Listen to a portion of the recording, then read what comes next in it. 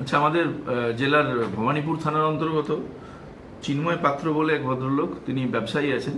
ওনাকে ইলেকট্রনিক্স গুডসের উনি ব্যবসা করেন। কনসাইনমেন্ট আজ পৌঁছবে, কাল পৌঁছবে, এরকমভাবে একটা ট্র্যাপ লে করা হলো। তাতে উনি শিকার হলেন প্রতারণার। উনি অ্যাকাউন্টে অনেকটা অর্থ ট্রান্সফার করলেন এবং তারপর যখন উনি বুঝতে পারলেন যে এই কনসাইনমেন্ট আর আসছে না, তখন উনি দ্রুত আমাদের সাইবার থানায় যোগাযোগ করলেন। আমাদের অফিসারদের তৎপরতায় আমরা এখন পর্যন্ত কুণাল মুখার্জি বলে একজনকে জগদ্দল থেকে অ্যারেস্ট করেছি এবং প্রায় 15 লক্ষ টাকার মতো ওনাকে আজকে আমরা চেক মারফত সমস্ত নিয়মকানুন মেনটেন করে, এসবই মেনটেন করে আমরা রিটার্ন করেছি।